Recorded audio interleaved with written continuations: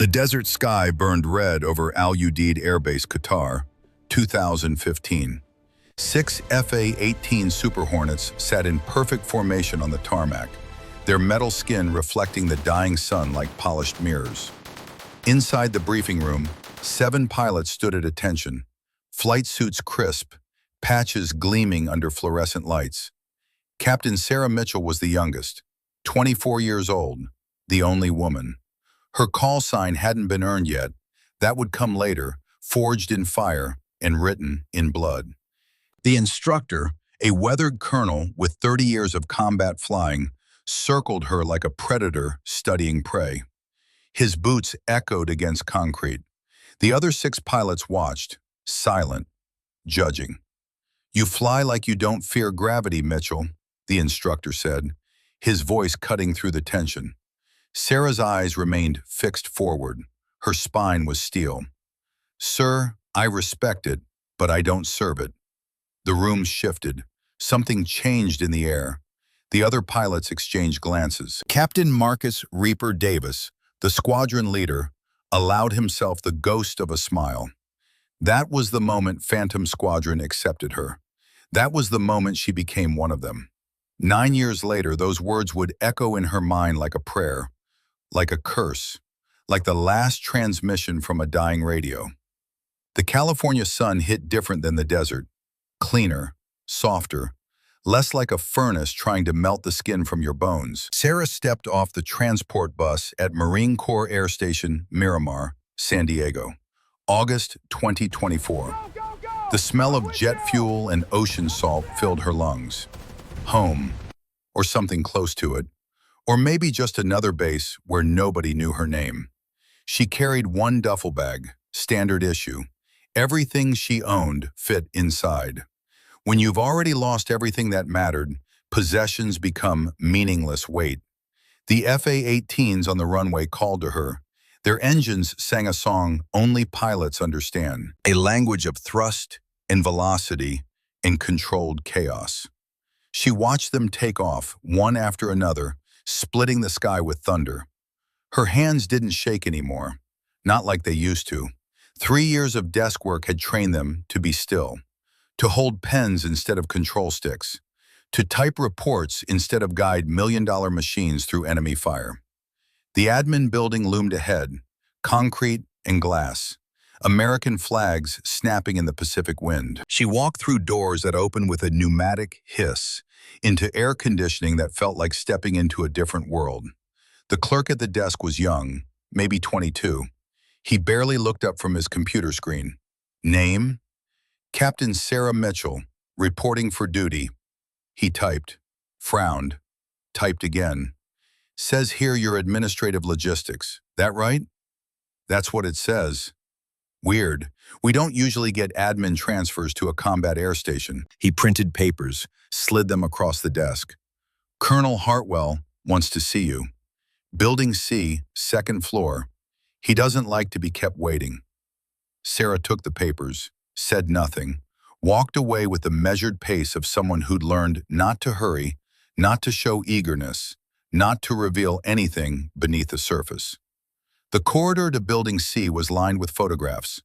Pilots from decades past, Korean War, Desert Storm, Iraq, Afghanistan, Syria, young men frozen in black and white, young men who never got old. She knew that look in their eyes. She'd seen it in the mirror once, before she learned to stop looking. Colonel James Hartwell's office door was oak, solid, the kind of door that made a statement when it closed. His nameplate was polished brass, military perfect. She knocked 3 times, sharp, precise. Enter. The office was exactly what she expected. Diplomas on the wall, commendations, a flag in the corner. Photos of Hartwell in various uniforms, various ranks, climbing the ladder of command. Behind the desk, the man himself, 48 years old, silver touching his temples, eyes like steel traps. He didn't stand, didn't offer his hand, just gestured to the chair across from his desk. Sarah sat, spine straight, hands folded in her lap, eyes forward. Hartwell opened a manila folder, Her file. Thin. Too thin for someone who'd been in the Corps for 9 years. "Captain Mitchell," he said, his voice carrying the weight of authority and the edge of skepticism. "Says here you were administrative support at Quantico. 3 years of processing paperwork and managing supply chains." "Yes, sir." "Before that, officer training at Pensacola. Standard marks. Nothing exceptional. Nothing that explains why you're being transferred to a premier combat air station." Silence. The air conditioning hummed.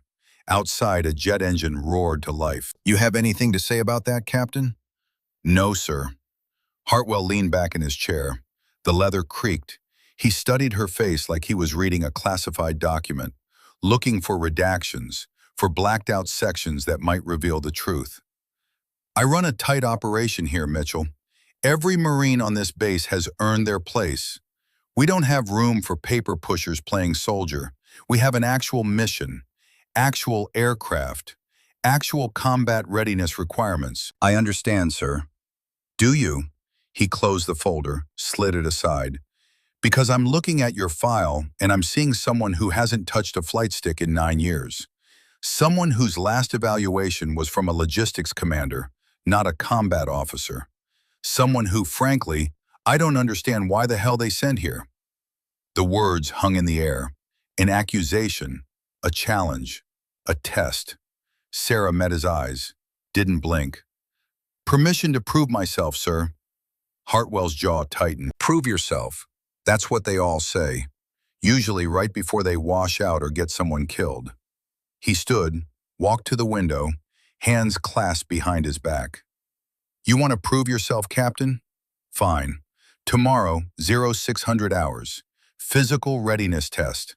Standard Marine Corps combat fitness. You pass, we'll talk about what happens next.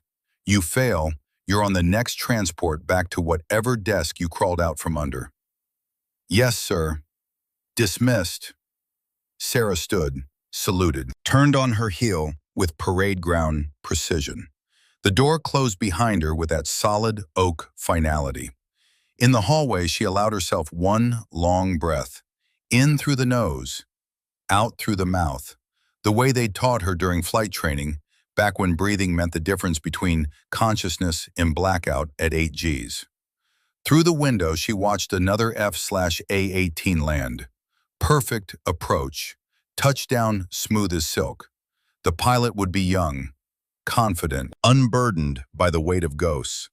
She turned away from the window and walked toward temporary quarters, toward another sterile room in another sterile building, toward another night of not sleeping, of staring at ceilings and seeing fire where there should be darkness. The gym opened at 0500 hours. Sarah was there at 0445, before the sun cracked the horizon, before anyone else arrived to witness. She ran, not on a treadmill, outside. 5 kilometers through the base, past hangars and barracks, past the runway where shadows of aircraft sat waiting for dawn. Her legs remembered this rhythm. Her lungs remembered this burn. 3 years behind a desk hadn't killed the muscle memory. It had only buried it. The weight room was empty, just her and the iron. She loaded the bar, bench press, squats, pull-ups. Her body screamed. She ignored it. Pain was just information. You could acknowledge it without obeying it. Through the window, she saw him. Major Rodriguez, call sign Viper. 35 years old, 10 years of combat flying. He stood watching her, coffee in hand, expression unreadable. She finished her set, racked the weights, met his eyes through the glass. He raised his coffee cup, a salute, or maybe a challenge. Then he turned and walked away, leaving her alone with the weights in the growing light. 0600 hours arrived with parade ground precision. The physical training field was organized chaos. 50 Marines preparing for the monthly PFT, pull-up bars gleaming in the morning sun, running track marked in perfect white lines, combat utility uniforms in grim determination. Colonel Hartwell stood at the center, clipboard in hand, watching everything with the eyes of a man who missed nothing. Sarah approached in PT gear, black shorts, gray Marine Corps shirt, running shoes that had seen better days. She signed in at the desk. The clerk, a lance corporal with fresh razor burns on his neck, looked at her name tag and smirked. Admin officer taking the combat PFT? That's cute. She said nothing, moved to the pull-up bar. The test was simple, brutal, designed to separate pretenders from warriors. Pull-ups, crunches, 3-mile run. Standards were different for women, but Sarah had never cared about different standards. She gripped the bar, cold metal against callous palms. Around her, Marines counted for each other, voices overlapping, encouragement and competition blending into white noise. Begin! The lance corporal started his stopwatch. Sarah pulled, arms burning, shoulders screaming. 1, 2, 5, 10, 20. The watching Marines grew quieter. 30, 35. Her arms were fire, her core was iron. 40. She dropped from the bar, breathing controlled, not heaving, not gasping, just breathing. The lance corporal stared at his stopwatch. 40 pull-ups, that's a perfect score for males. Around her, the whispers started. Who is she? Where did she come from? Admin officers don't do 40 pull-ups. Colonel Hartwell made a note on his clipboard. His expression revealed nothing. The crunches were easy. 2 minutes, 115. Perfect form, perfect count. Then the run. 3 miles. The pack spread out across the track. Young Marines with fresh legs and unlimited confidence sprinting ahead. Older officers settling into sustainable paces. Sarah ran in the middle group, not leading, not trying to prove anything, just running with the mechanical efficiency of someone who'd done this 10,000 times before. Mile 1. Her breathing found its rhythm.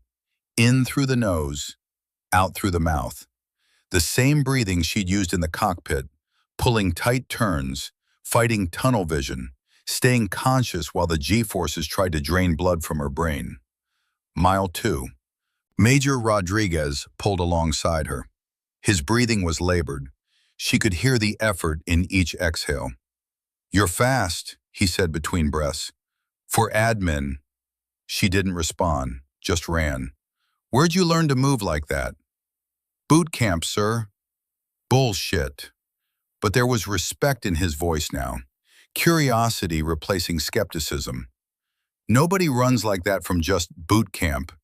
She pulled ahead, left him falling back, crossed the finish line at 18 minutes, 42 seconds. Third overall, first among women, faster than men half her age. Colonel Hartwell was waiting at the finish line. He checked his watch, made another note. "Impressive, Captain, for a desk jockey." "Thank you, sir." "Don't thank me yet. Physical fitness is table stakes. Tomorrow we see if you remember which end of a rifle the bullets come out of."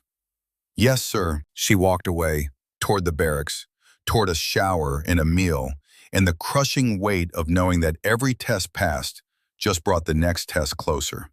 Every success just raised the bar.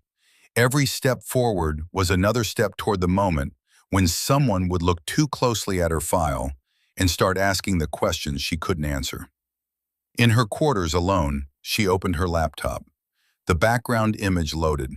6 pilots in flight suits, faces blurred by digital corruption. Names she whispered every night before she failed to sleep. Reaper, Webb, Ruiz, Chen, Matthews, Davis. She touched the screen with one finger. "I'm trying," she whispered. "I'm still trying." The pixels didn't respond. The dead never do. The firing range at Miramar was state-of-the-art. 25 lanes, moving targets, computer scoring. The smell of gun oil and burned powder hung in the air like incense in a church of controlled violence. Colonel Hartwell assembled the entire air combat squadron. 30 pilots, 25 men, 5 women. All of them with combat experience. All of them wondering why an admin officer was taking up space on their range. Captain Jennifer Hawk Chen stood near the back. 29 years old, 2 deployments, 53 combat missions. She crossed her arms and watched Sarah with the particular skepticism that women in male-dominated fields reserve for other women who might make them all look bad. Hartwell's voice cut through the murmur. Weapons qualification, standard Marine Corps rifle and pistol. Captain Mitchell will demonstrate first. Sarah approached the firing line. The range master handed her an M4 carbine. She checked the chamber, checked the magazine, performed the safety check with movements that were automatic, unconscious, burned into muscle and nerve by 10,000 repetitions. Static targets, 50 meters, 30 rounds, begin when ready. She raised the rifle, exhaled half a breath, squeezed the trigger. The rifle spoke, 30 times. The sound was thunder contained in a steel barrel. Controlled explosions. Violence made precise. 30 seconds, 30 rounds. The firing stopped. The range master activated the target retrieval. The paper silhouette slid forward on its mechanical track. He examined it with a magnifying glass. His eyebrows climbed toward his hairline. 30 shots, 30 hits, all center mass, perfect grouping. The pilots shifted, muttered. Hawk Chen's arms uncrossed. Major Rodriguez laughed. Lucky. Had to be lucky. Nobody shoots that clean first time. Colonel Hartwell's voice was granite. Moving targets, 50 meters, variable speed, 25 rounds. The range transformed. Targets began sliding left and right on motorized tracks. Pop-up silhouettes appearing and disappearing. Combat scenarios, the kind of shooting that separated weekend warriors from professionals. Sarah's breathing slowed. Her heart rate dropped. The world contracted to iron sights in moving shadows. She fired, not in bursts, in controlled pairs. Double tap. The technique wasn't standard Marine Corps. It was something else, something older, something taught in schools that didn't appear on official training rosters. Target left, 2 shots, down. Target right, 2 shots, down. Pop up close, 2 shots, down. 25 rounds, 12 targets. Every target hit, every hit fatal. The range fell silent. Even Rodriguez had stopped smiling. Hartwell walked to the firing line, stood beside her. His voice was quiet, dangerous. Where did you learn to shoot like that, Captain? Sarah saved the rifle, handed it to the range master. Her face showed nothing. Her voice was level. Standard qualification, sir. Quantico. Quantico doesn't teach double tap. Quantico doesn't teach combat breathing. Quantico sure as hell doesn't produce shooting like that. He stepped closer. I'm going to ask you one more time. Who trained you? She met his eyes. Gray meeting steel. Classified, sir. The word dropped like a bomb. Classified. The wall that ended all questions. The barrier that separated those who knew from those who didn't. Hartwell's jaw clenched. A muscle jumped in his cheek. Around them, the pilots watched with the fascination of people witnessing something they didn't fully understand, but knew was important. Dismissed, Captain. We're done here. Sarah saluted, turned, walked away with her spine straight and her hands steady and her mind screaming with memories of another range, another lifetime, another version of herself who'd learned to shoot under instructors who taught that perfect wasn't good enough, that good enough got people killed, that the difference between life and death was measured in fractions of seconds and center mass groupings. Behind her, Colonel Hartwell stood in the cordite smoke and growing twilight, staring at the targets with their perfect holes, and felt the first cold touch of understanding that nothing about Captain Sarah Mitchell made sense. That night, alone in his office, he tried to access her full service record. The computer screen loaded, then flashed red. Access denied. Level 5 clearance required. Contact SecNav for authorization. He stared at those words for 5 full minutes. Level 5. That was presidential briefing clearance. That was black operations clearance. That was the kind of clearance that meant someone, somewhere, had buried this woman's past so deep that even a full colonel couldn't dig it up. He picked up his phone, dialed a number in Washington. His friend at Naval Intelligence, a captain he'd served with in Afghanistan, answered on the third ring. "Jim Hartwell, I need a favor." "Always good to hear from you, Jim. What do you need?" "I need you to pull a service record. Captain Sarah Mitchell, currently stationed at Miramar." The line went quiet, not the silence of thinking, the silence of recognition. "Jim, listen to me carefully. Whatever you're looking into, stop. That file is sealed for national security reasons. You don't have the clearance. I don't have the clearance. Nobody you know has the clearance." "What the hell does that mean?" "It means leave it alone. It means there are things you don't need to know. It means this woman, whoever she is protected at levels that should scare you." His friend's voice dropped. "Jim, I've known you 15 years. I've never steered you wrong. Walk away from this. Pretend you never asked." The line went dead. Hartwell sat in the darkness of his office, staring at the phone, feeling the weight of something larger than himself settling onto his shoulders. Outside his window, the base lights created artificial constellations. F/A-18S sat in their hangars like sleeping predators. Who was Sarah Mitchell? What had she done that required this level of secrecy? And why had she been sent to his base? In her quarters, Sarah sat on the edge of her bunk. Standard military issue. Thin mattress, scratchy blanket. The room was bare except for her duffel bag and the laptop open on the small desk. The background image glowed in the darkness. 6 pilots, 6 ghosts, 6 people who'd believed in her when she was too young to know she should doubt herself. She opened a file folder buried 3 layers deep in encrypted directories. Photos, classified photos, the kind that should have been destroyed, that she'd saved because sometimes the only way to remember the dead is to look at their faces. Al Udeid Air Base, 2015. 7 pilots standing in front of 7 FA-18s, all of them smiling, all of them alive, all of them immortal in that moment captured by a digital camera and locked away from the world. Captain Marcus Reaper Davis, squadron leader, 42 years old, 3 kids, wife waiting in Virginia, dead. Lieutenant Anna Ruiz, call sign Viper, 28 years old, engaged to a Marine Corps corpsman, dead. Lieutenant Jake Matthews, call sign Ghost, 26 years old.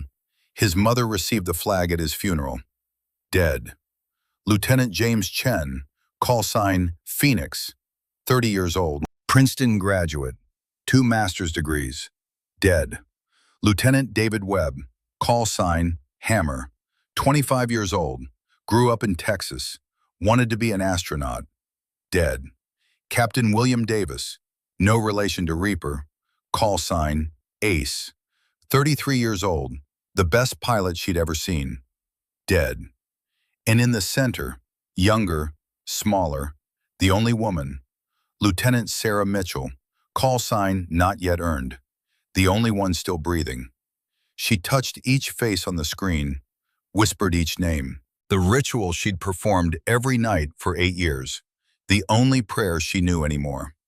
Reaper, Ruiz, Ghost, Phoenix, Hammer, Ace. Then she scrolled to another image, classified video footage, helmet camera recording, night vision green, the view from her cockpit on August 15th, 2016. Her finger hovered over the play button. She pressed it. The video loaded. Desert landscape rushing past at 600 miles per hour. Instrument panels glowing. Radio chatter filling the audio. Phantom 2 is hit. I'm going down. Phantom team, abort mission. RTB, I repeat, return to base. Negative, Reaper. I have visual on ground forces. They're taking fire. I'm going in. Phantom 7, that's an order. Get your ass back here. The video showed her hands on the controls. Steady, professional, banking hard right, diving toward the desert floor. tracers lighting up the darkness like deadly fireworks. She pressed pause. Couldn't watch more.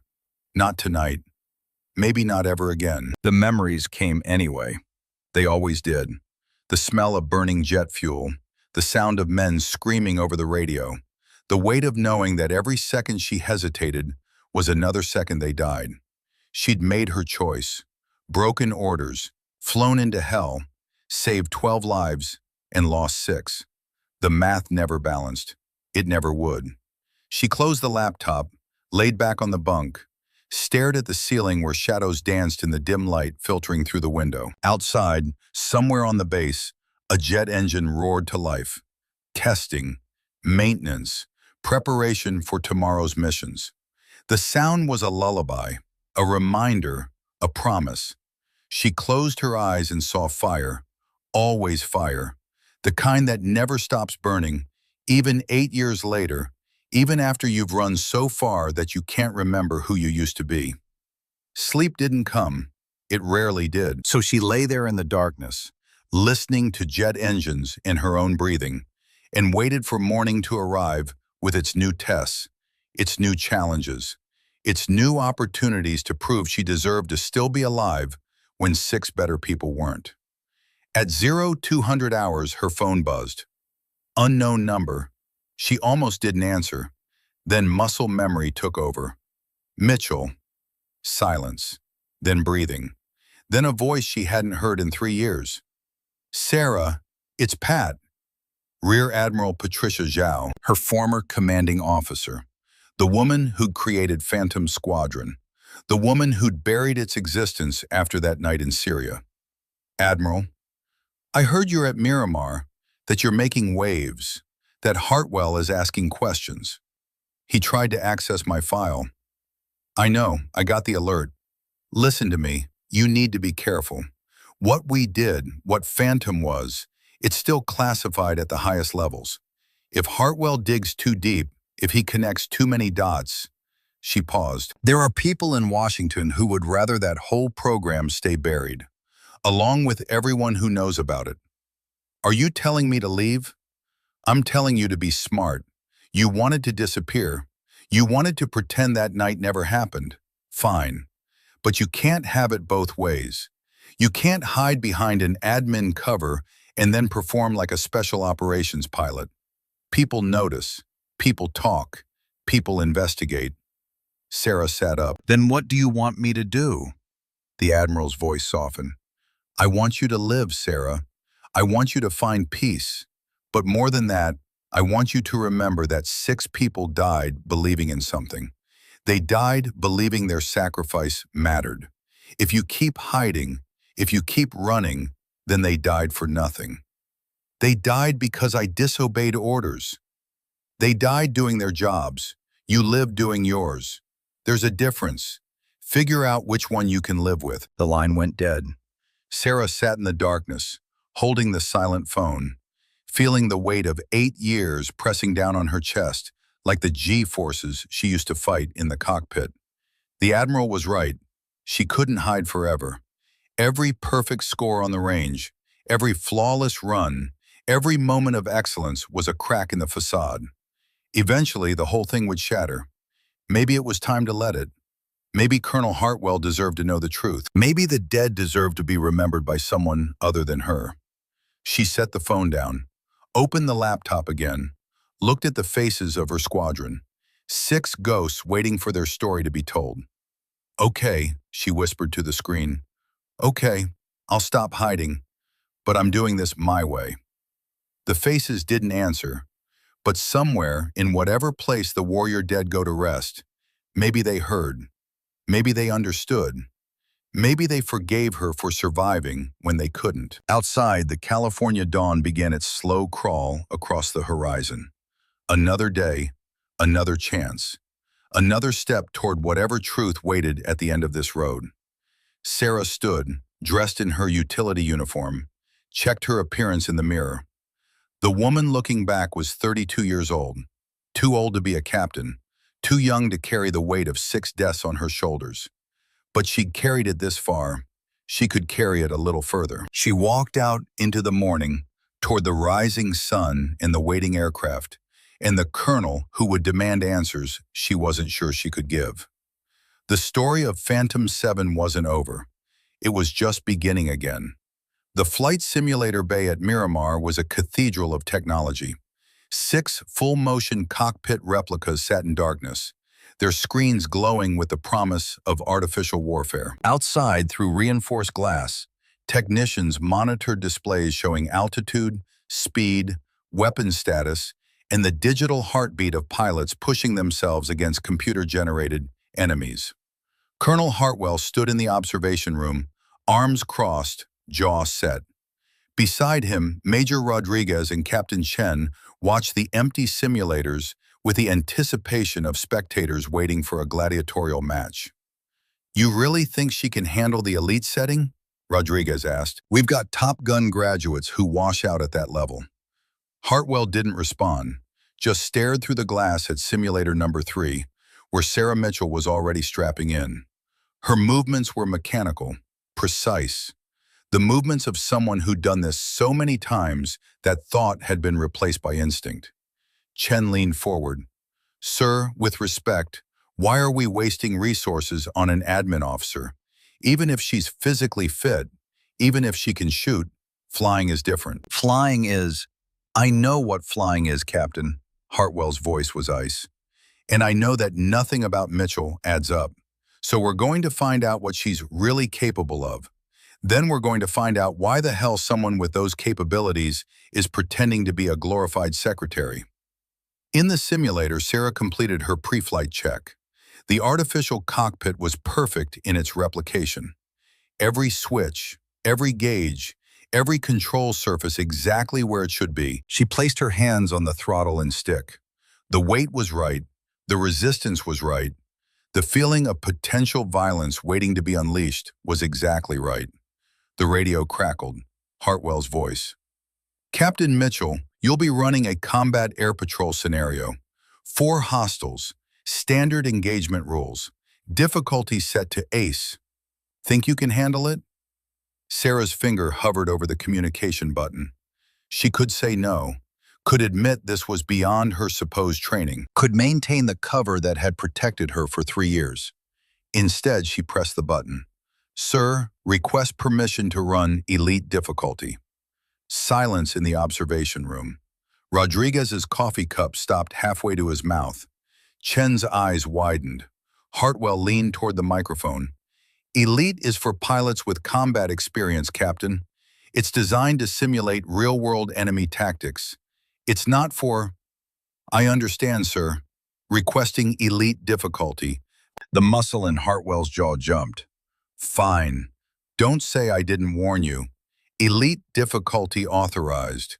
Engage when ready." The simulator screens flared to life. Desert landscape rendered in perfect digital detail. Azure sky, brown earth.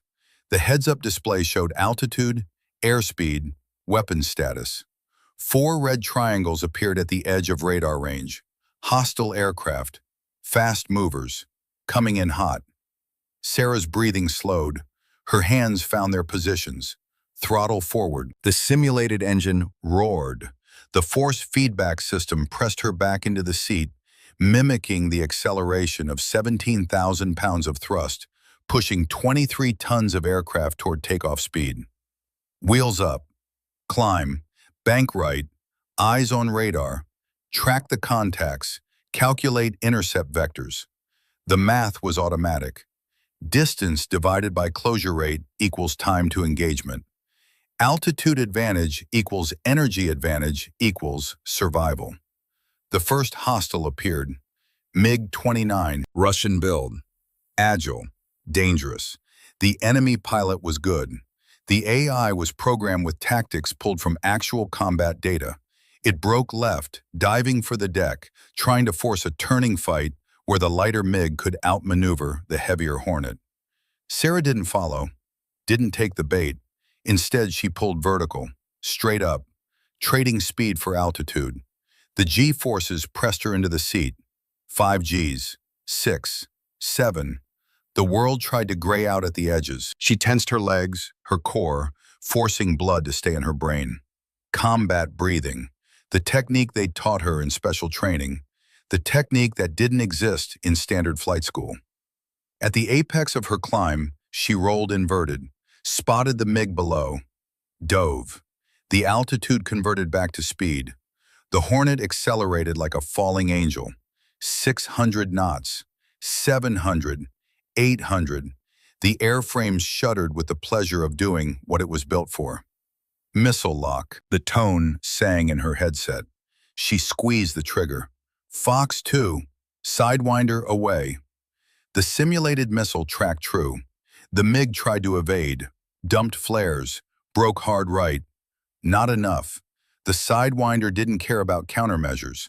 It ate the heat signature and delivered its warhead with digital precision. Splash 1. 3 hostiles remaining. They'd learned from their companion's death. Split formation. 1 high, 1 low, 1 circling for her 6 o'clock. Classic pincer. Textbook execution. She should have been trapped. Instead, she did something they didn't expect. Something that wasn't in the standard playbook. She pulled a maneuver called the Phantom Roll. Inverted. -G. Pull hard. Roll through the vertical. The world spun. Sky became ground became sky. The simulator's motion platform tilted and rotated, trying to replicate the sensation of controlled chaos. Her hands never wavered. The stick movements were small, precise. The kind of control that came from muscle memory burned in by hundreds of hours in actual combat, not training. She came out of the roll on the tail of the high hostile. Gun solution. 20-millimeter cannon. She squeezed the trigger. The simulated gun vibrated against her grip. Tracers reached out across digital sky, connected with digital aircraft. Splash 2. 2 remaining. Both on her now, both firing. Missile warning alarm screamed. She dumped chaff and flares. Broke left, then immediately right. -G again. The simulator tried to replicate the sensation of her stomach trying to escape through her throat. She ignored it, focused on the radar picture, on the geometry of death unfolding around her. The 2 remaining hostiles made a mistake. They converged, flew too close together, became 1 target instead of 2. Sarah armed both remaining missiles, waited for dual lock. The tone came. She fired. Fox 2. Fox 2. Both Sidewinders tracked. Both hostiles tried to separate. Too late. The missiles found them within seconds of each other. Splash 3. Splash 4.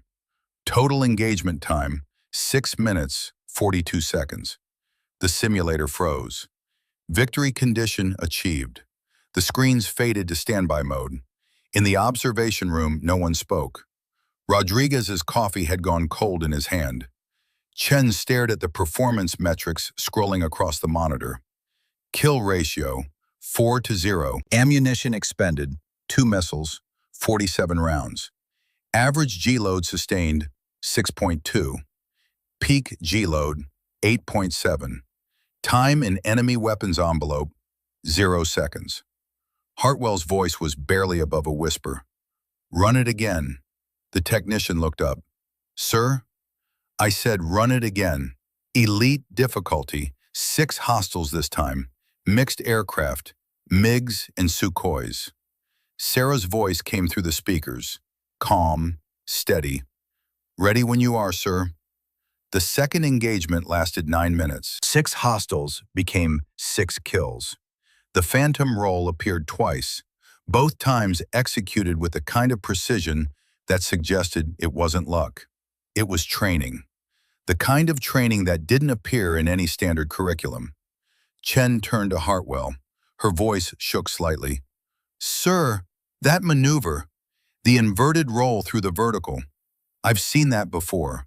In declassified footage from Syria, 2016. They called it the Phantom Roll because the pilot who invented it was part of a classified squadron called... I know what they called it. Hartwell's face had gone pale. Get me every piece of unclassified footage from Syrian operations. 2015 through 2017. I want it in my office in 1 hour. He turned and walked out. His stride was faster than usual. His hands were clenched into fists. Rodriguez looked at Chen. "What the hell is going on?" Chen shook her head. "I don't know, but that woman in there isn't an admin officer. Nobody flies like that without combat experience. Real combat, not simulation." In the simulator, Sarah unstrapped. Her hands were steady, but beneath her flight suit, sweat soaked her shirt. Using those maneuvers had been a mistake, had revealed too much. But something in her had refused to hold back. Some part of her that was tired of hiding, tired of pretending to be less than she was. She emerged from the simulator bay into harsh, fluorescent light. The observation room was empty, except for one technician, who stared at her like she just performed magic instead of flying. "Ma'am, that was, I've been running these sims for 5 years, and I've never seen anyone score like that on Elite." Sarah nodded, said nothing, walked toward the exit. Behind her, the technician watched her go, then pulled out his phone. Started recording a message that would spread through the base within hours. A new legend being born in real time. A ghost returning to the land of the living. The locker room was empty. Sarah stood under the shower, letting water pound against her shoulders, trying to wash away the feeling of being exposed, of being seen. The simulator had felt too real. The maneuvers had come too naturally. She'd stopped pretending, even if just for 12 minutes, and now there would be consequences. She dressed slowly. Utility uniform, boots laced tight, dog tags tucked under her shirt.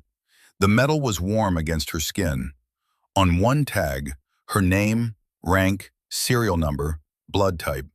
On the other, 7 small stars engraved by hand. 6 slightly larger, 1 smaller.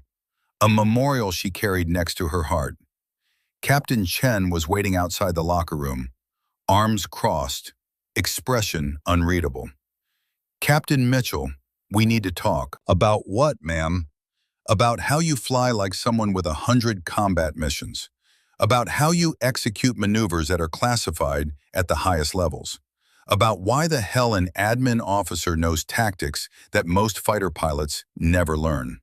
Sarah met her eyes. "I don't know what you're talking about, Captain." "Yes, you do." Chen stepped closer, lowered her voice. "I've deployed twice, 53 combat missions over Syria and Iraq. I've seen things, combat footage, gun camera recordings, stories passed around by intel officers who'd had too much to drink. Stories about a squadron that didn't officially exist. 7 pilots who flew missions that weren't on any books. They called them the Phantoms." Sarah's expression didn't change, but her pulse accelerated. Fight or flight response.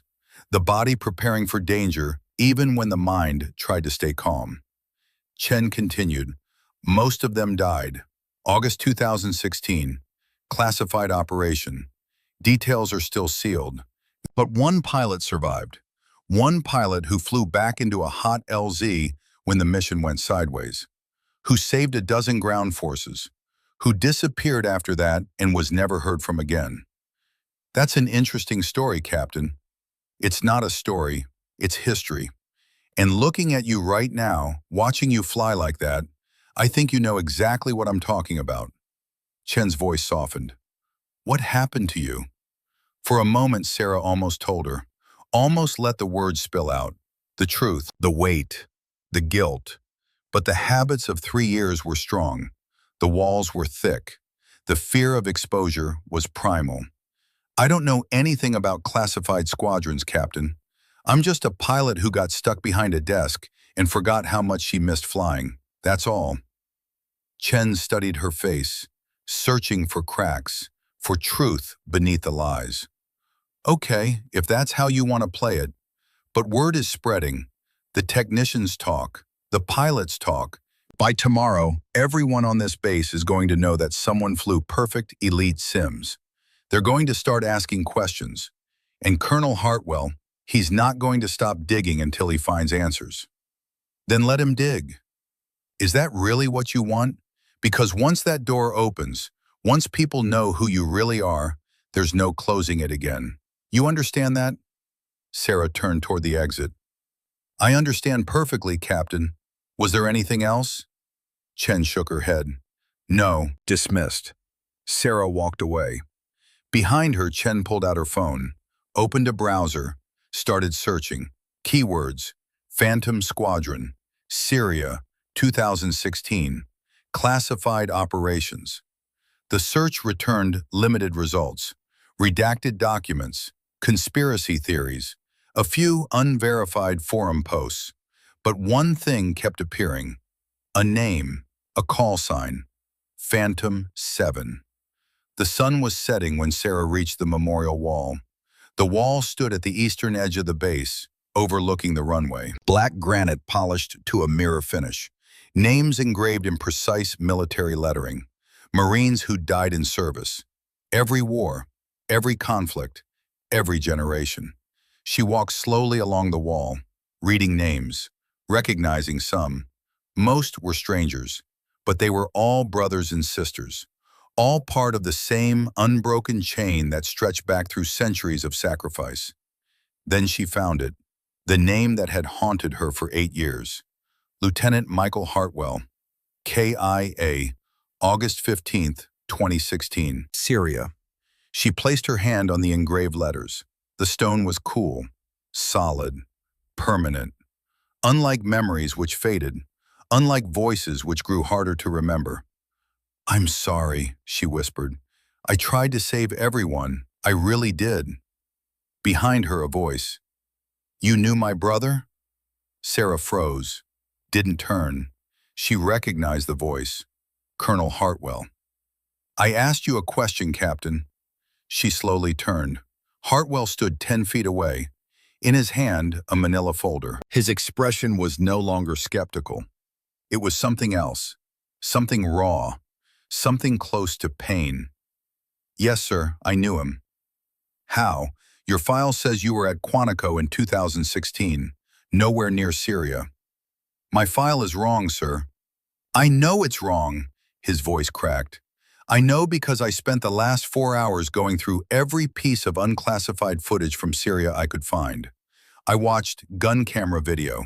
I read after-action reports. I talked to intelligence officers who couldn't tell me anything, but told me everything by what they wouldn't say. He opened the folder, pulled out photographs, printed screenshots from combat footage. Grainy, degraded by classified protocols, but visible enough. This is from August 15th, 2016. Combat footage from a ground team under fire. They're surrounded, taking casualties. Then this happens. He held up a photo. An F/A-18 so low over the ground that its jet wash was kicking up dust. This pilot lands on a highway, in the middle of a firefight, provides cover fire, evacuates 12 wounded Marines. My brother was one of them. Sarah said nothing. Her throat was tight. Her eyes stung. Hartwell's hands shook. The report is heavily redacted, but there's one thing that isn't redacted. A call sign. Phantom 7. They say that pilot saved lives that night. They say that pilot flew back into hell when everyone else was pulling out. He looked up at her. His eyes were wet. Was that you? The question hung in the air between them. Years of lies, years of hiding, years of pretending to be someone else. All of it balanced on the edge of this moment. Sarah's voice was barely audible. Yes, sir. Hartwell staggered back, put his hand against the memorial wall for support. My brother died 3 days later, in a field hospital in Germany, internal bleeding, shrapnel wounds. But before he died, he was conscious for a few hours. He told me about you. Said an angel flew down from the sky. Said you carried him to the plane. Said you told him your call sign when he asked your name. Tears rolled down Sarah's cheeks. She didn't wipe them away. I remember him. I remember all 12 of them. Your brother kept apologizing, kept saying he was sorry for being a burden. I told him to shut up and stay alive. He tried. He really tried. Hartwell's voice broke. He wanted to meet you, wanted to thank you properly, but he never got the chance. I'm sorry. I'm so sorry. Why? Hartwell stepped forward. Why did you do it? Why did you fly back when everyone else pulled out? You could have escaped. You could have lived. Why risk everything? Sarah looked up at the darkening sky, at the first stars appearing in the twilight, because they were calling for help. Because leaving people behind isn't what we do. Because if I'd flown away, I couldn't have lived with myself. She met his eyes. 6 of my squadron died that night, 6 of the best pilots I ever knew. They died because the mission went wrong, because intelligence was bad, because war is chaos and chaos doesn't care about plans. I survived, and I saved 12 others, but the math never balances. It never will. Hartwell wiped his eyes. What happened to you after that night? They offered me a Medal of Honor. I refused. They offered me a promotion. I refused. They offered me another combat assignment. I refused that too. So they gave me what I asked for. They erased me, made me nobody, put me behind a desk where I couldn't hurt anyone else by making decisions. That's why your file is sealed. That's why you're listed as admin support. You disappeared yourself. Yes, sir.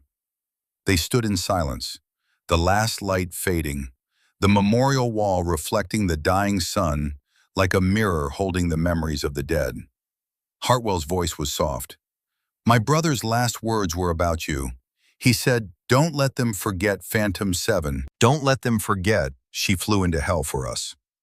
I didn't understand what he meant. Not until today. Your brother was brave. They all were. Braver than me. No, Hartwell shook his head. Bravery is flying into danger. What you did was something else. You flew back. That's not bravery, that's sacrifice. That's choosing other lives over your own survival. That's what heroes do. I'm not a hero, sir. I'm just someone who couldn't live with leaving people behind. That's exactly what a hero is. Sarah turned back to the wall, placed both hands on her brother's name. I think about that night every day, every decision, every moment. I replay it and try to figure out what I could have done different, how I could have saved them all. The 6 phantoms, your brother, everyone. You can't save everyone. That's not how war works. I know, but knowing doesn't make it easier. Hartwell placed his hand on the wall next to hers. He loved you, you know, my brother. In those 3 days before he died, he kept talking about Phantom 7, about how you flew like gravity was a suggestion, about how you moved through enemy fire like you were untouchable. He died believing in you, believing you were something special. He was wrong. Was he? Hartwell turned to face her. Because from where I'm standing, looking at everything you've done since arriving here, I think he was exactly right. You're not just another pilot, Captain Mitchell. You're exceptional. And you've been hiding it because you're afraid of what that means. Afraid of the responsibility. Afraid of losing more people you care about. Sarah didn't respond, couldn't respond, because he was right. Because the truth hurt more than the lies ever had. Tomorrow morning, Hartwell said, I'm calling a command meeting. I'm going to tell the senior staff exactly who you are, what you've done, why you're here, and I'm going to recommend that you be reinstated to active flight status. Full clearance, full authority, no more hiding behind admin cover. Sir, I don't think. That wasn't a request, Captain. That was an order. You've run long enough. It's time to stop. He walked away, left her alone with the wall and the names and the ghosts that never stopped whispering. Sarah stood there until full darkness fell, until the stars were bright overhead, until the cold night air made her shiver. Then she leaned forward, pressed her forehead against the cool granite, and whispered the names she'd whispered every night for 8 years. Reaper, Webb, Ruiz, Chen, Matthews, Davis. And then for the first time she added one more. Michael Hartwell. The wall said nothing, but somewhere in the darkness she felt something shift, some weight lifting, some burden shared instead of carried alone. She walked back to her quarters. The base was quiet. Most personnel were off duty. In the distance, she could hear voices from the officers' club. Laughter. The normal sounds of military life continuing despite everything. In her room, she opened her laptop, loaded the file with the photographs. 6 pilots, 6 ghosts. She looked at their faces, and for the first time in 3 years, she didn't feel guilty for surviving. She felt grateful for knowing them, for flying with them, for being part of something that mattered, even if it ended in fire and death. Her phone buzzed. Text message. Unknown number. Tomorrow changes everything. Are you ready? No signature, but she knew who it was from. Admiral Zhao, still watching, still waiting, still believing that Phantom 7 had more to give. Sarah typed a response. 3 words. Yes, ma'am. Ready. She hit send, closed the laptop, lay back on the bunk, and stared at the ceiling. Tomorrow, the truth would come out. Tomorrow, she would stop hiding. Tomorrow, Phantom 7 would officially return from the dead. But tonight, she allowed herself something she hadn't felt in years. Hope.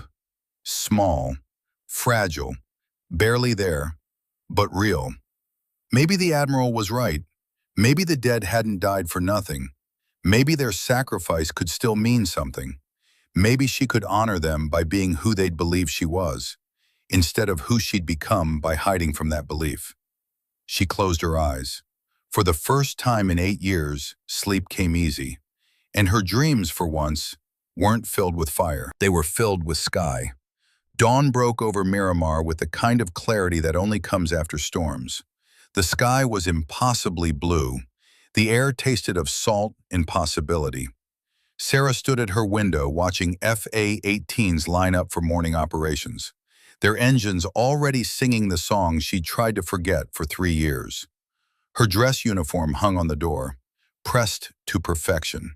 Ribbons aligned with mathematical precision, the uniform of someone who'd earned their place through blood and sacrifice, not the utility fatigues of someone hiding behind paperwork.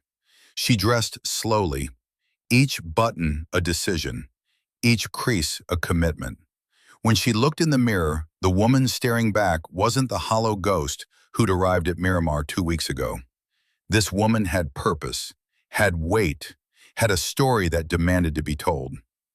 At 0800 hours, she walked across the base toward the command building. Marines saluted as she passed. Word had spread. The rumor mill had been working overtime. The admin officer who flew like a combat veteran. The woman who couldn't be broken. The ghost with a legend's name. Colonel Hartwell's office door was open. Inside, the senior staff had assembled. Major Rodriguez, Captain Chen, 3 squadron commanders, the base operations officer. 8 faces turned toward her as she entered. Hartwell stood at the head of the conference table. In front of him, a laptop connected to a projector. On the screen, a satellite image of desert terrain. Coordinates in the corner. Date stamp, August 15th, 2016. Captain Mitchell, thank you for joining us. Please, sit. She took the empty chair at the far end of the table. Every eye in the room tracked her movement. Some faces showed curiosity. Others showed skepticism. Rodriguez looked like he'd swallowed something bitter. Chen's expression was unreadable. Hartwell cleared his throat. Gentlemen, Captain Chen, what I'm about to tell you is classified at the highest levels. Some of it has been declassified recently, some of it hasn't. But you all deserve to know the truth about who's serving on this base. He clicked the laptop. The satellite image zoomed in. A compound, vehicles, the unmistakable thermal signatures of weapons fire captured from orbit. August 15th, 2016, Al-Tanf, Syria. A joint CIA Special Operations mission went critically wrong. 3 American hostages were held in this compound. Intelligence said light resistance. Intelligence was catastrophically incorrect.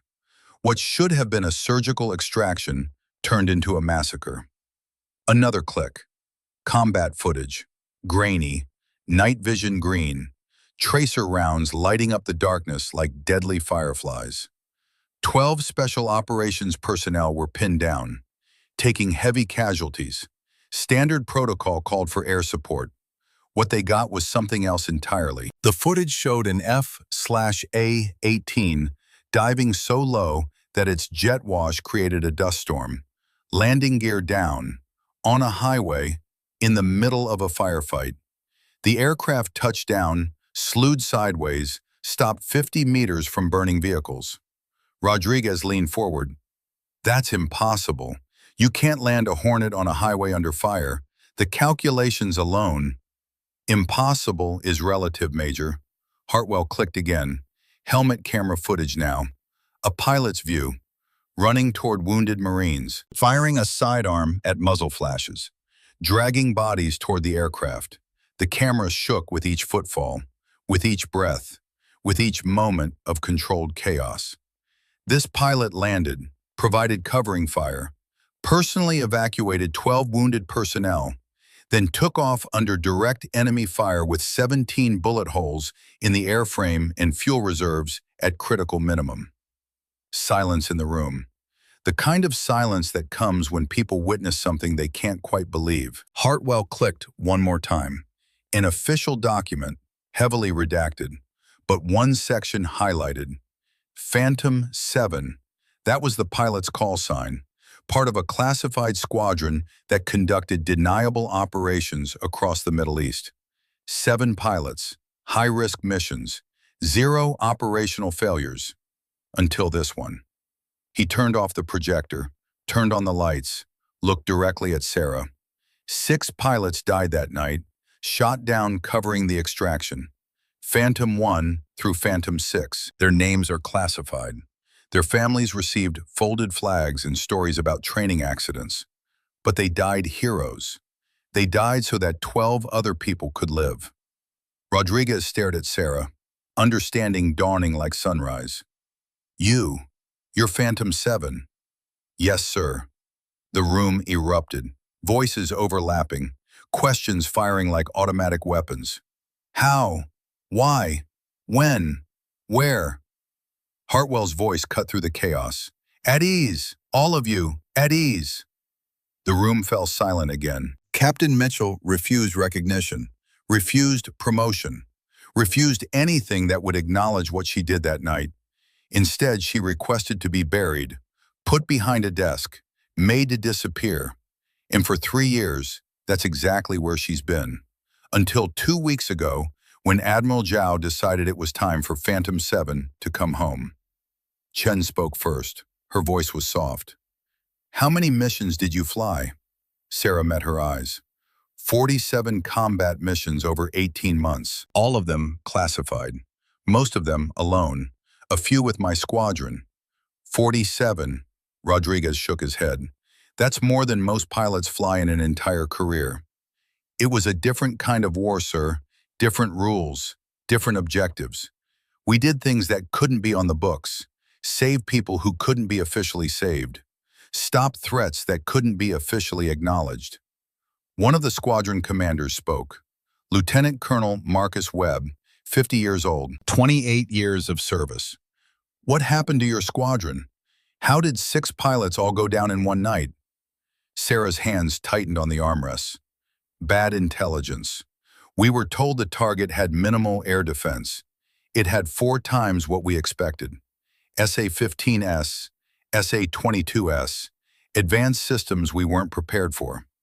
Phantom 1 through 6 drew fire while I went low. They sacrificed themselves so I could complete the mission. They died buying time for those 12 Marines on the ground, and you went back for them, even though your squadron was gone, even though you were ordered to return to base. Yes, sir. Why? The question everyone wanted answered, the question Sarah had asked herself 10,000 times. Because leaving people behind isn't what we do.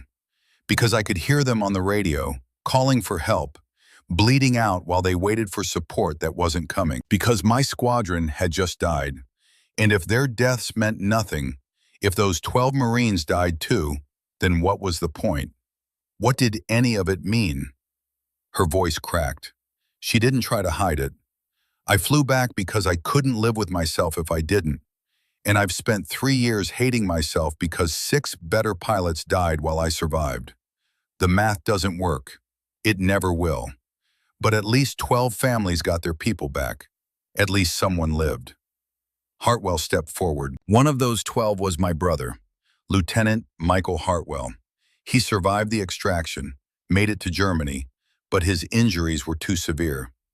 He died 3 days later. His voice was steady now, strong. His last words were about Phantom 7, about how she flew into hell to bring them home. He made me promise not to forget, not to let anyone forget what she did. He turned to face the room. Effective immediately, Captain Sarah Mitchell is reinstated to active flight status. Full clearance, full authority. She will be assigned to my direct command for special operations planning and training. Any questions? No one spoke. The weight of revelation hung in the air like smoke after battle. Good. Dismissed. Captain Mitchell, please remain. The officers filed out. Some nodded to Sarah as they passed. Recognition. Respect. The kind that can only come from shared understanding of what sacrifice means. Chen paused at the door, made eye contact, mouthed 2 words. Thank you. When they were alone, Hartwell sat down across from Sarah. That was the easy part. Now comes the hard part. What's that, sir? Living with everyone knowing. Being recognized. Having expectations. You've been invisible for 3 years. Now you're going to be very visible. That's going to be difficult. I know. Do you? He leaned forward. Because in about 30 minutes, the entire base is going to know. By tonight, it'll be on military forums. By tomorrow, someone's going to leak it to the press. You're going to become a symbol, whether you want to or not. A female combat pilot who saved lives and survived when everyone else died. The story writes itself. The media will eat it alive. Sarah closed her eyes, breathed. I understand. I'm not sure you do, but we'll deal with it together. First things first, I need you to do something for me. What's that? I need you to train the next generation. We have 12 pilots graduating Top Gun in 6 weeks. I want you to teach them what you know. Not the classroom stuff, the real stuff. The things that keep you alive when everything goes wrong. Sir, I don't know if I'm qualified to. You're the most qualified person on this base. You've done things most pilots only dream about. You've survived situations that should have killed you. That knowledge is too valuable to keep locked away behind a desk. She nodded slowly. Yes, sir, I'll do it. Good, now go. Get some air. Process. Tomorrow we start building something new. But today, just breathe. Sarah stood, saluted, walked toward the door. Captain, she turned back. My brother was right about you. You are something special. Don't let fear make you forget that. She left the building and walked toward the flight line. Her legs carried her without conscious thought. Toward the hangars, toward the aircraft, toward the things she'd been avoiding for 3 years. The hangar bay was cathedral vast. FA-18s in various states of maintenance, mechanics working with the precision of surgeons. The smell of jet fuel and hydraulic fluid in purpose. One aircraft sat apart from the others, freshly painted, number 7 on the tail. Below it, stenciled in black letters, PH7, Phantom 7. Her bird, her call sign, her identity returned. A crew chief approached. Gunnery Sergeant Tom Chen, 40 years old, 22 years maintaining aircraft. He held out a flight helmet, custom painted, black with silver stars. 6 large stars, 1 smaller, the constellation of her lost squadron. Ma'am, Colonel Hartwell ordered this made. Said you'd be needing it soon. Sarah took the helmet. The weight was perfect. The balance was right. Her hands remembered how to hold it. When's the last time you flew, Captain? 3 years, 2 months, 14 days. That's too long, way too long. He gestured toward the FA-18. She's ready when you are. Fueled, armed, pre-flight complete. Just say the word. Sarah looked at the aircraft, at the machine that had carried her through 47 missions. at the tool that had saved 12 lives and cost 6 others, at the piece of herself she'd tried to leave behind.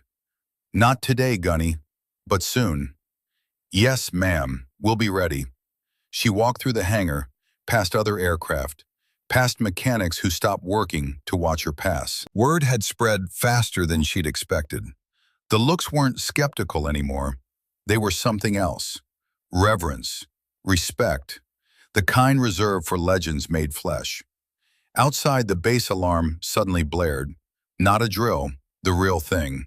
Emergency scramble, hostile aircraft detected, all available pilots to their birds.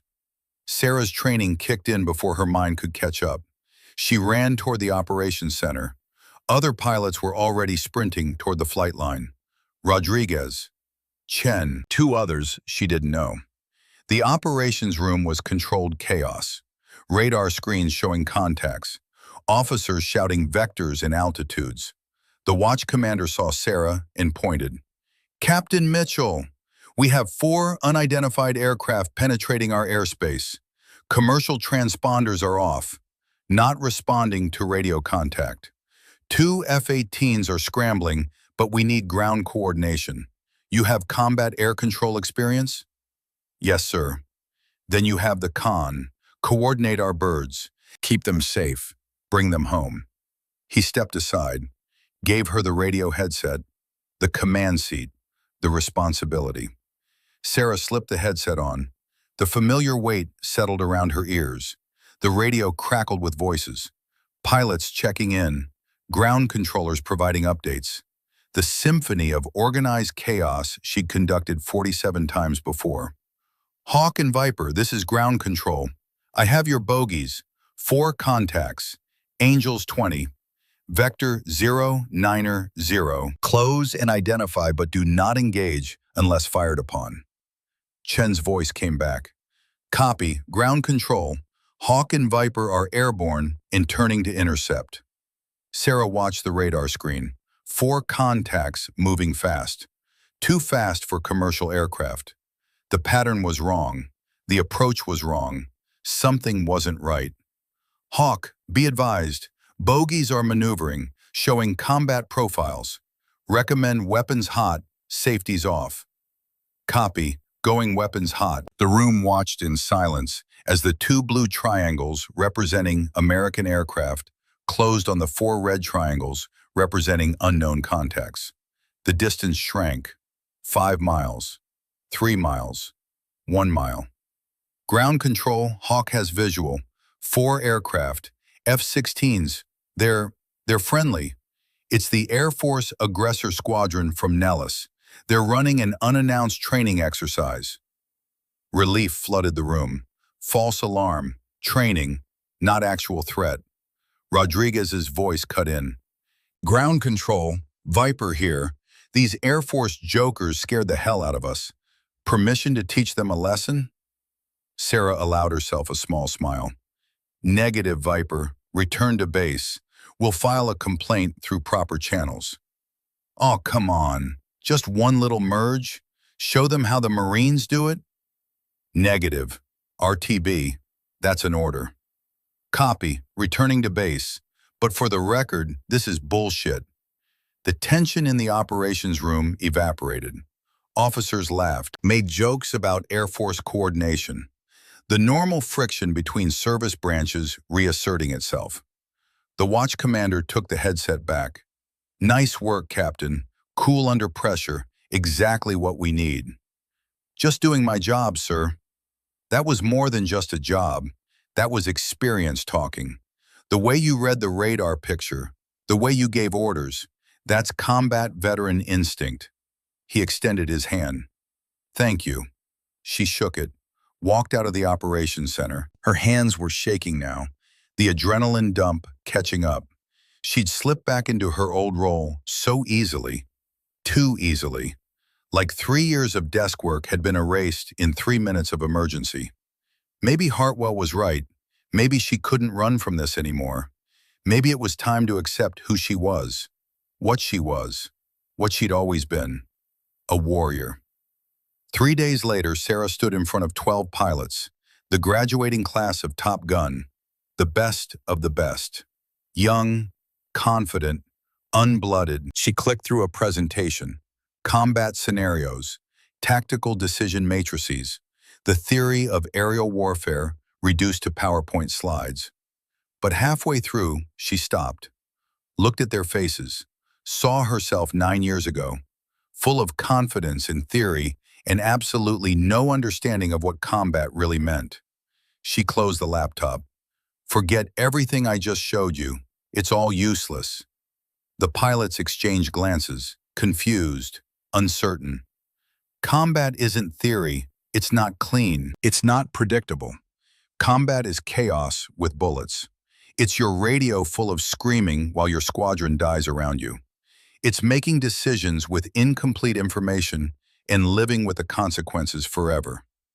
She walked to the front of the room, stood close enough to see their eyes. You want to know what keeps you alive? 3 things. Trust your training, trust your wingman, and know when to break every rule you've been taught. A young lieutenant raised his hand, fresh-faced, maybe 24. Ma'am, you're saying we should disobey orders? I'm saying there will come a moment when orders conflict with what needs to be done. When command is 10,000 miles away and you're the one in the cockpit making life or death decisions. In that moment, you need to trust your instinct, your training, your understanding of the situation, because you're the only one who can see what's really happening. What if we're wrong?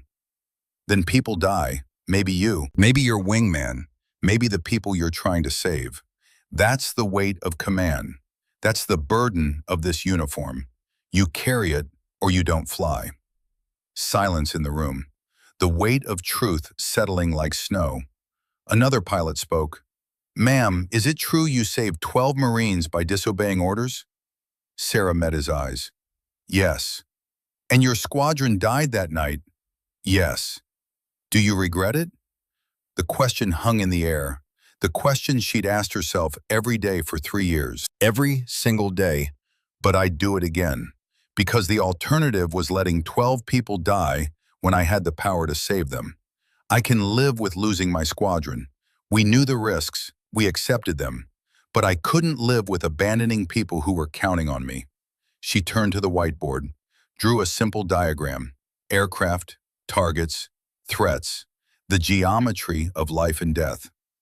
On August 15, 2016, I had a choice. Follow orders and return to base safely, or break orders and try to save lives. I chose lives. 6 of my squadron died covering my approach. 12 Marines lived because of their sacrifice.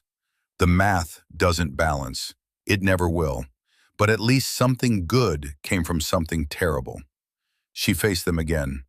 You will all face that choice someday. Maybe not as dramatic, maybe not as clear, but the moment will come when you have to decide what matters more. Your safety or your mission. Your life or someone else's. When that moment comes, remember this. We don't wear this uniform for ourselves. We wear it for the person next to us. For the Marine on the ground calling for help. For the pilot trusting us to have their back. For the country we swore to defend. She picked up her helmet, the one with 6 stars and her call sign painted in silver. My call sign is Phantom 7. I'm the last of a squadron that doesn't officially exist. The others are ghosts now, memories, names on a classified roster. But they're with me every time I fly, every time I teach, every time I put on this uniform. They remind me what we're fighting for, why we accept these risks, why we do this impossible, dangerous, necessary job. She set the helmet down on the desk. Let them see the stars, the memorial, the weight made visible. You're graduating Top Gun. That makes you some of the best pilots in the world. But being the best means nothing if you forget why we fly. We fly to protect, to serve, to be the sword when necessary and the shield when required. We fly so others don't have to, so civilians can sleep safely while we maintain the watch. A female pilot in the back row raised her hand. How do you deal with the weight, ma'am? The responsibility, the losses? Sarah looked at her, saw herself. The only woman in a room of men, trying to prove she belonged, trying to measure up. You don't deal with it alone.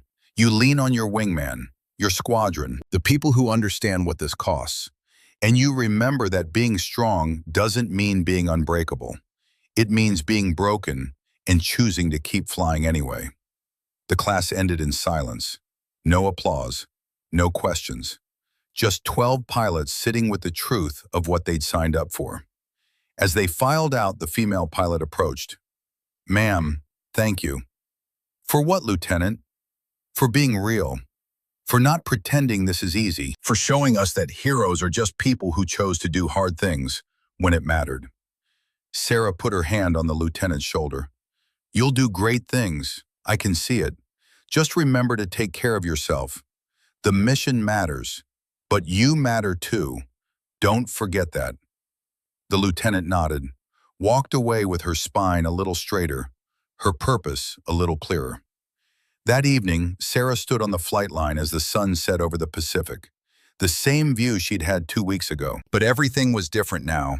She wasn't hiding anymore, wasn't pretending, wasn't running from the truth of who she was. Colonel Hartwell approached, stood beside her. Together they watched the sun paint the sky in shades of orange and gold. The Pentagon called. "They want you in Washington next month, briefing on classified operations. They're talking about reactivating the Phantom program." "Are they?" "With you as squadron commander, training a new generation, doing the missions no one else can do." Sarah was quiet for a long moment. "I don't know if I can do that again, sir. Lead people into situations where they might not come home." "You don't have to decide today. Think about it. Take your time." "What do you think I should do?" Hartwell looked at her. "I think you should fly again. Really fly. Not simulation, not training. Real flight. Get back in the cockpit and remember why you love this. Then decide." He handed her a folder. Orders, signed by himself and countersigned by Admiral Zhao. "Tomorrow morning, 0600 hours. You're scheduled for a solo training flight. 2 hours. No mission, no objective. Just you in the sky. Think of it as therapy." Sarah took the folder, opened it, read the orders, felt something shift in her chest, something that might have been hope, or fear, or both tangled together. "Thank you, sir." "Don't thank me, thank my brother. He's the one who believed in you. I'm just keeping a promise." Hartwell walked away, left her alone with the sunset and the waiting aircraft and the weight of tomorrow's decision. That night, Sarah didn't dream of fire. She dreamed of sky, of endless blue, of horizons stretching forever, of the feeling of breaking gravity's hold and touching something infinite. She woke at 0500, dressed in her flight suit, picked up her helmet with its 6 stars and single call sign, walked through the pre-dawn darkness toward the hangar. The crew chief was waiting. The FA-18 gleaming under floodlights, fueled, armed, ready. "Morning, ma'am. She's all yours. Pre-flight is complete. Weather is perfect. Ceiling unlimited. Visibility forever." Sarah walked around the aircraft, checking, inspecting, the ritual of preparation. Her hands remembered every switch, every panel, every system. She climbed the ladder, settled into the cockpit, the seat wrapped around her like an embrace, like coming home after years of wandering. She strapped in, connected oxygen, ran through the start sequence. The engines came to life with a roar that shook her bones, power thrumming through steel and composite and titanium. 17,000 pounds of thrust waiting to be unleashed. Ground control cleared her to taxi. She rolled toward the runway, past other aircraft, past mechanics who stopped to watch, past Colonel Hartwell standing at the edge of the apron, hand raised in salute. She returned the salute, then focused forward, on the runway stretching ahead, on the sky waiting beyond. Tower cleared her for takeoff. She advanced the throttles, afterburners ignited. The Hornet accelerated, the numbers climbed, 80 knots, 100, 120, 140 rotation speed. She pulled back on the stick. The nose came up. The wheels left the ground. And Sarah Mitchell, Phantom 7, the ghost who'd spent 3 years pretending to be dead, rose into the California sky like resurrection made metal and fire. The ground fell away. The base became toy-sized. The ocean spread blue and infinite. She climbed through 10,000 feet, 20,000, 30,000, up where the air was thin and the sky turned deep blue-black and the earth curved at the horizon. She leveled off, checked her systems, everything perfect, everything right. Then she rolled inverted, pulled through, dove, climbed, executed a perfect phantom roll, the maneuver named for her squadron, the signature move that had kept her alive through 47 missions. At the top of the loop, hanging inverted with the Pacific Ocean above her and the sky below, she laughed. Pure, joyful, free. She was flying again, really flying, not running, not hiding, just being exactly who she was supposed to be. The radio crackled. Colonel Hartwell's voice. "Phantom 7, how do you feel?" She smiled, rolled upright, pointed her nose at the sun. "Tower, Phantom 7 feels alive. For the first time in 3 years, I feel alive." "Copy that, Phantom. Welcome home." She flew for 2 hours, every maneuver perfect, every moment pure. When she finally landed and taxied back to the hangar, she found the entire squadron waiting. They stood at attention, a corridor of respect, of recognition, of welcome. She climbed down from the cockpit, removed her helmet, stood before them. Major Rodriguez stepped forward, saluted. "Ma'am, on behalf of the squadron, welcome back." The others saluted, held it. A moment of silence for the fallen, a moment of recognition for the survivor. Sarah returned the salute. "It's good to be back, Major. It's good to be home." Because that's what Miramar had become. Not a hiding place, not a prison, but home. A place where her past could finally meet her present, where the ghost could become real again, where Phantom 7 could finally rest, and Sarah Mitchell could finally live. The sun climbed higher, the day spread out before her. Tomorrow she would train pilots. Next week she would decide about Washington. Next month she would figure out what came next. But today she had flown, had touched the sky, had remembered who she was beneath the fear and guilt and weight of survivor's burden. Today she had chosen to live instead of merely survive. And somewhere, in whatever place the warrior dead go to rest, 6 pilots smiled and whispered her call sign one more time. Phantom 7, still flying, still fighting, still alive.